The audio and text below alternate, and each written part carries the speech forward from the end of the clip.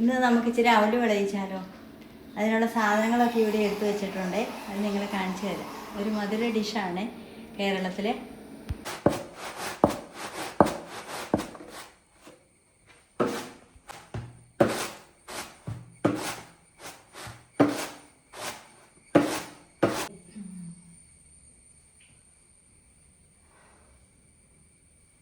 അടുത്ത് അവല് പേറ്റി അതിൻ്റെ പൊടിയെല്ലാം കളഞ്ഞു വെച്ചിട്ടുണ്ട്.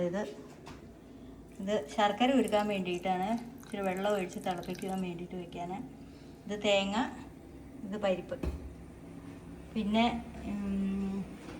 ഇതിൻ്റെ അകത്ത് ജീരകം, ഏലക്കായും ഇച്ചിരി പഞ്ചസാര എളുപ്പത്തിന് പൊടിയാൻ വേണ്ടിയിട്ട് അതും കൂടെ ഇട്ട് പൊടിച്ച് വെച്ചേക്കുന്നതാണ്. അടുപ്പയിൽ ചട്ടി വെച്ചിട്ടുണ്ട്. ഇതെടുക്കാം. അതിൽ ചൂടാക്കി എടുത്തിട്ടുണ്ട്.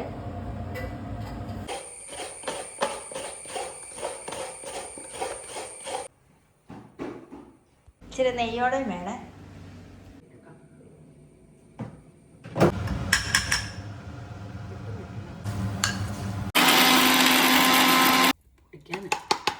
പൊടിക്കാനാണ്. ജീരകം, പിന്നെ പഞ്ചസാര, പിന്നെ ഏലക്ക, ഇതെല്ലാം കൂടെ പൊടിക്കുക. അവൽ വിളയിക്കാൻ വേണ്ടിയിട്ടാണ്. ശർക്കര പാനിയാക്കാൻ വേണ്ടിയിട്ട് ചെറുപാട്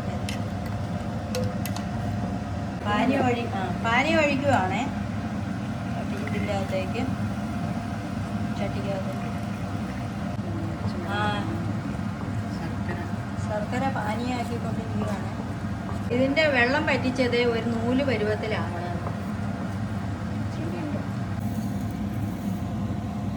ഇട്ട്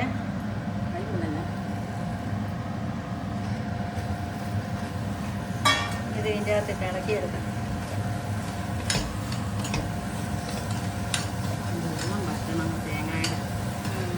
ഇളക്കി ഇതിൻ്റെ വെള്ളം പറ്റണം.